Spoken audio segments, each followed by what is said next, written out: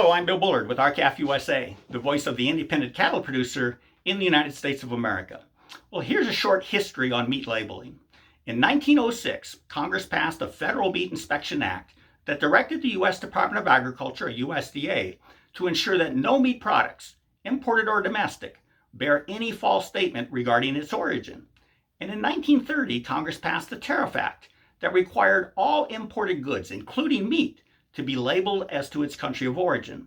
And then in 1989, the USDA issued its Foreign Products Rule that was supposed to implement the country of origin labeling requirements of the Tariff Act of 1930. But it didn't, and none of the organizations representing the cattle industry during the late 1980s did anything about it. And as a result, the USDA finalized its Foreign Products Rule that said once an imported beef product enters the United States, it's considered the regulatory equivalent of a domestic beef product. So throughout the 1990s, because domestic beef products were not required to be labeled as to their country of origin, neither were foreign beef products required to be labeled as to their country of origin. And that ensured that consumers could not tell the difference between USA beef and foreign beef, which is exactly what the meatpacking lobby wanted. But to fix this huge problem, legislation was introduced in Congress in the late 1990s to require country of origin labels on all beef, both foreign and domestic. Now that legislation was rolled into the 2002 Farm Bill and is known as the U.S. Mandatory Country of Origin Labeling Law, or simply MCOOL. That new law not only required domestic beef to be labeled, but it also required all foreign beef to retain its foreign origin label through retail sale, meaning all the way to the consumer. Now Mexico and Canada began screaming because they did not want their country's name on the beef products sold in the United States, out of fear that American consumers would prefer USA beef. Canada screamed the loudest, which is not at all surprising since the three largest packers in Canada control 99.95%, which can be rounded up to 100%, of Canada's fed cattle market. So Canada and Mexico filed a complaint at the World Trade Organization, or WTO. And unsurprisingly, that WTO tribunal, which does not like the United States, ruled that mandatory COOL was a violation of global trade rules. And in 2015, Congress folded. They folded to the WTO and removed beef and pork from our U.S. mandatory COOL law, which still today requires chicken, lamb, and goat meat to be labeled as to where the animal was born, raised, and harvested. But Congress didn't think their actions through, because not only did they repeal the requirement that domestic and foreign beef must be labeled, Congress also repealed the requirement that foreign beef must retain its foreign label all the way to the consumer. And that was a provision for which the WTO found no fault.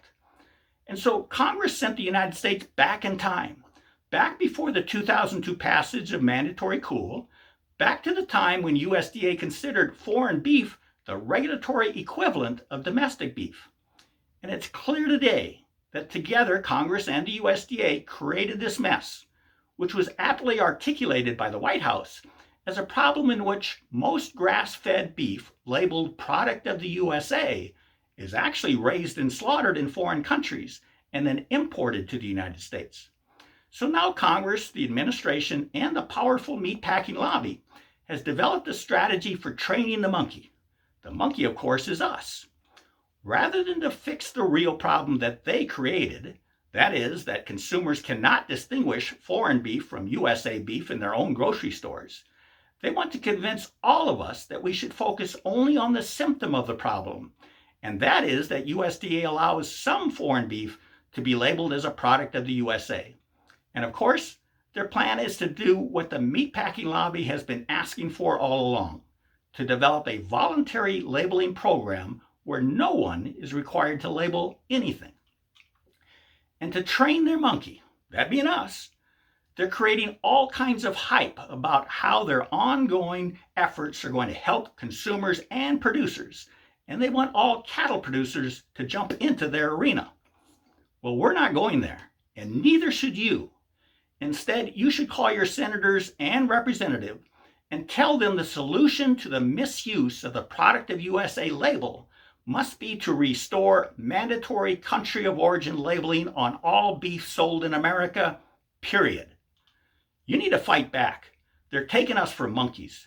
And after you call and keep calling your congressional members, go to www.labelOurBeef.com to learn more, and go to our website at www.r-cafusa.com to join with us, so together we can win back mandatory country of origin labeling for beef in the United States of America. With that, thank you and goodbye.